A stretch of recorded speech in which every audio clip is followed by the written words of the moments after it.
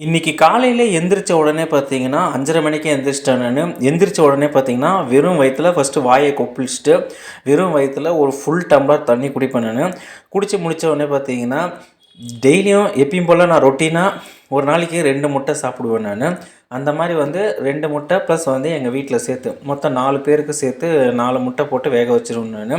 அது இல்லாம இது வந்து காலைல டிஃபன் சாப்பிடுறதுக்கு முன்னாடியே இது வந்து நம்ம சாப்பிடுவேன் நானு. ஏன் அப்டின்னா, டெய்லி எக் சாப்பிடுறது வந்து உண்மையிலே ஒரு நல்ல ஒரு ஹெல்த்துக்கான விஷயம் தான்.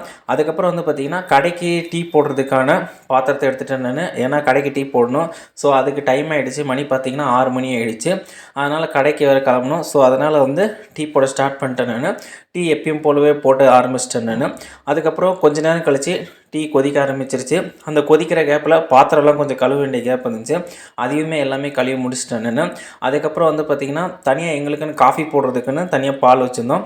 அதையுமே காஃபியெல்லாம் இது போட்டோம். அப்புறம் பசங்களுக்கு சாப்பாடு ப்ளஸ் வந்து சாப்பாடுக்கு ரைஸு தண்ணியில் ஊற வச்சிட்டேன். அதுக்கப்புறம் பசங்களாம் எந்திரிச்சு வந்துட்டாங்க.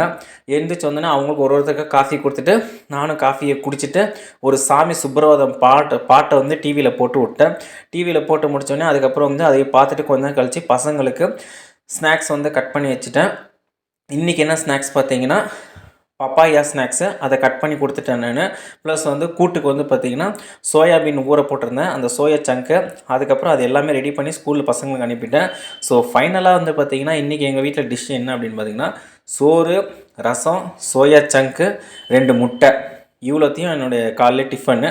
உண்மையிலே இந்த மாதிரி ஒரு பிரேக்ஃபாஸ்ட்டெல்லாம் கிடைக்கிறதுக்கு ரொம்ப கொடுத்து வச்சுருக்கணும். முக்கியமாக நான் கொடுத்து வச்சுருக்கேன்.